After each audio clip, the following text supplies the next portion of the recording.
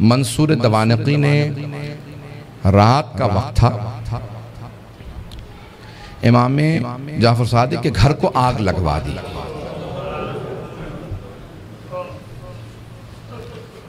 آج کل آپ نے دیکھا روشنیاں ہوتی ہیں، پانی کا نظام کچھ اور ہے۔ پرانے زمانے میں گھر میں کنواں ہوتا تھا، پانی نکالا جاتا تھا، چراغ ہاتھ میں ہوتے تھے۔ رات کا وقت تھا، امام کے گھر میں آگ لگا دی۔ امام کے جو خادم تھے نا وہ فوراً آگ بجھانے لگے۔ میرے طرف دیکھیے گا، ایک جملہ کہہ دوں اس کے بعد صرف 2-4 منٹ 5 منٹ زحمت دوں گا آپ کو مصائب کی۔ امام کے جتنے خادم تھے نا وہ سب کے سب آگ بجھانے لگے۔ امام اپنے گھر سے باہر نکلے، گھر میں آگ تھی۔ باہر نکلنے کے بعد نہ جانے صحن میں کیا دیکھا، ایک دیوار سے ٹیک لگا کے بیٹھ گئے اور زاروں قطار رونا شروع کر دیا۔ امام روتے جاتے تھے، خادم آگ بجھا رہے تھے۔ ایک خادم رکا، فوراً دوڑتا ہوا امام کی بارگاہ میں آیا کہ مولا کیا بات ہے، نہ آپ آگ بجھانے میں مدد کر رہے ہیں، نہ گھر سے باہر جا رہے ہیں، ایک طرف بیٹھ کے روتے چلے جا رہے ہیں، مولا کیا بات ہے، مجھے سمجھائیے کیوں اتنا رو رہے ہیں؟ کہا کہ مجھے شام غریبہ یاد آ گئی، مجھے شام غریبہ یاد آ گئی۔ کہ مولا اس وقت شام غریبہ کیوں یاد آئی ہے؟ مولا نے اپنے خادم کو مخاطب کر کے کہا تو دیکھ رہا ہے میری بیٹیاں سر پہ برقع سنبھالے، کبھی صحن میں اس طرف سے ادھر جاتی ہیں، کبھی ادھر سے ادھر جاتی ہیں، کتنی پریشان ہیں۔ جب میں نے اپنی بیٹیوں کو صحن میں دوڑتے دیکھا مجھے میری پھپھیاں یاد آ گئیں۔ کہا مولا کیوں؟ کہا نہ میرے جد حسین سر پہ موجود تھے، نہ میرے چچا عباس موجود تھے، نہ علی اکبر سنبھالنے کے لیے تھے، نہ قاسم اور سید سجاد میرے دادا بیمار پڑے تھے۔ جب خیموں میں آگ لگی ہر بی بی تڑپنے لگی، کبھی اس خیمے سے اس خیمے میں، کبھی اس خیمے سے اس خیمے میں۔ کہا جب ایک مرتبہ سارے خیمے جل گئے، امام سجاد کے خیمے میں آئے، مولانا پیش کر چکے، میں شام غریبہ نہیں پڑھوں گا۔ کہا مجھے شام غریبہ یاد آ گئی۔ عزیزان گرامی میں صرف 2 روایات پیش کرنا چاہ رہا تھا۔ پہلے مولا نے کہا مجھے شام غریبہ یاد آ گئی۔ دوسرے جب ایک مرتبہ عاشور کا دن تھا، امام کے گھر کے اندر عجیب و غریب عالم ہے، امام بیٹھ کے رو رہے ہیں۔ اتنے میں کچھ شیعہ آئے، کہا مولا کیا بات ہے اتنے محزون ہیں؟ کہا حکومت اعلان نہیں کرتی آج عاشورہ ہے، میرے جد حسین کی مجلس کا دن ہے۔ وہ جو شیعہ آئے تھے ان میں سے ایک نے کہا کہ مولا آپ کو مجلس کریں گے؟ امام نے کہا ہاں۔ کہا تمہارے بابا مرثیہ کہہ دیا کرتے تھے، اشعار کہتے تھے، تم بھی شعر کہتے ہو؟ کہا ہاں مولا۔ کہا میرے جد حسین کی شان میں کوئی شعر کہا ہے؟ کہا جی مولا۔ کہا ذرا کچھ مصائب کے اشعار سنا دو، آپ بھی دوڑے پڑھتے ہیں نا۔ امام نے کہا ہاں ذرا کوئی مصائب کا بند سنا دے۔ کھڑا ہوا پڑھنا چاہتا تھا، امام نے کہا رک جا ابھی نہ پڑھنا۔ ایک مرتبہ ایک امام نے خادم سے کہا ذرا یہاں پردہ کھینچ دے۔ پردہ کھینچا گیا۔ امام نے خادمہ کو آوازی ذرا میری ماں سے کہنا مجلس میں آ جائے۔ امام کی والدہ کا نام جانتے ہیں نا سب، حضرت ام فروا، سب جانتے تھے امام کی والدہ حضرت ام فروا ہے۔ امام نے خادمہ کو آواز میری ماں سے کہہ دے میرے جد کی مجلس ہو رہی ہے، مجلس میں آ جائیں، میری بیٹیوں کو آواز دے دو، میری بہنوں کو بلا دو۔ سب پردے کے پیچھے آ کے بیٹھ گئے۔ امام نے کہا اب مصائب شروع کر دے۔ اس نے مصائب پڑھنا شروع کیا۔ جب مصائب پڑھ رہا تھا، روایت کے الفاظ میں نے خود پڑھی ہے، مستند روایت ہے، بڑے بڑے علماء فقہا سے سنی ہے۔ مصائب پڑھتے پڑھتے ایک مرتبہ اس نے آواز سنی کہ امام کی والدہ کے بین کی آواز آ رہی ہے۔ حضرت ام فروا بین کرنے لگی، ہائے میرا جد مارا گیا، ہائے حسین مارا گیا، بین کرنے لگی۔ اب امام صادق سے برداشت نہیں ہو رہا تھا، آنسو بہ رہے تھے، ریش تر تھی، امام نے امامہ اتار رکھا تھا، تڑپ رہے تھے۔ وہ جو مصائب پڑھ رہا تھا نا وہ امام کی والدہ کے خاندان سے تھا۔ اس نے مخاطب ہو کے کہا اے ام فروا اگر آپ زیادہ روئیں گی نا تو آپ کا بیٹا جعفر صادق آپ کو دلاسا دینے آئے گا، آپ کو سینے سے لگائے گا، آپ کے آنسوؤں کو صاف کرے گا، آپ کی چادر کو سنبھال کے رکھے گا۔ لیکن اے ام فروا آپ کی پھپھیاں جب میدان کربلا میں رو رہی تھی، کبھی شمر تازیانیں مارتا تھا، کبھی خولی تازیانے مارتا تھا. بس بھئی اجرکم اللہ، میں تمام کر دیتا.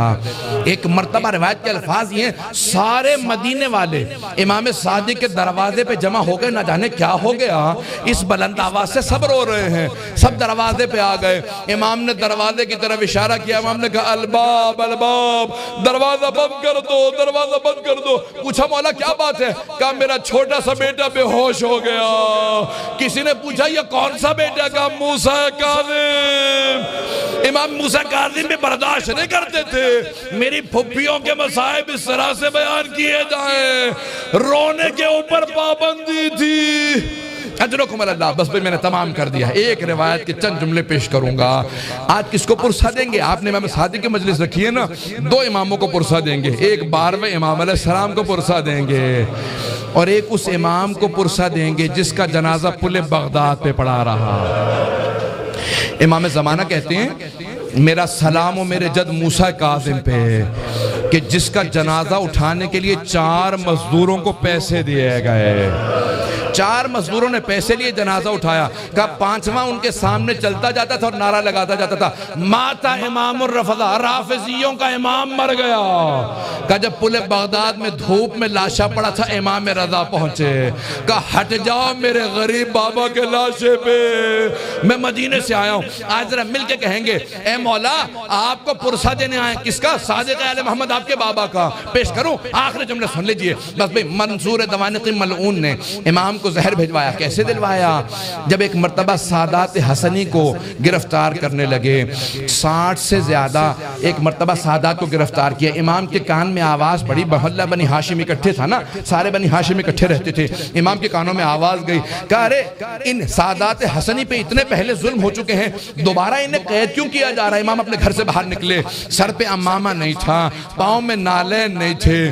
بڑی تیزی سے آگے بڑھتے ہوئے امام نے روکنا شروع کیا. کہا رک جاؤ. سب کے ہاتھوں میں زنجیریں تھی، پاؤں میں بیڑیاں. بنی عباس کی فوج تھی، سب کو دستگیر کر کے گرفتار کر کے لے جا رہی تھی. امام نے کہا رک جاؤ. امام حسن مجتبیٰ کی نسل پہ بڑے ظلم ہوئے ہیں. ایک مرتبہ کسی ملعون نے ایک تازیانہ اٹھایا. تازیانہ اٹھانا تھا، امام کی پشت پہ تازیانہ مارا.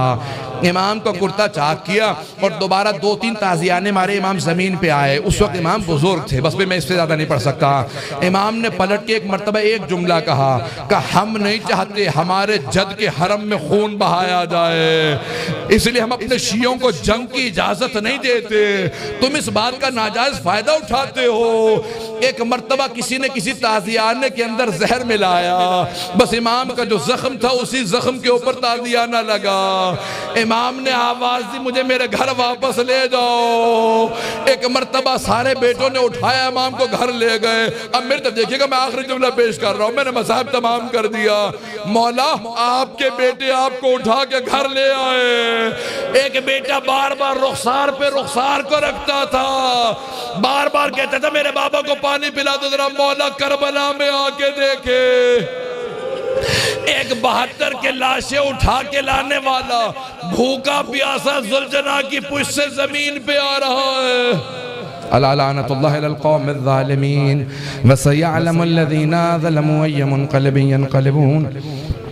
بس بھی وقت نہیں تھا کہ میں تفصیل سے پیش کرتا. ہاتھوں کو بلند کریں گے. 2 جملے دعا کے پیش کروں گا.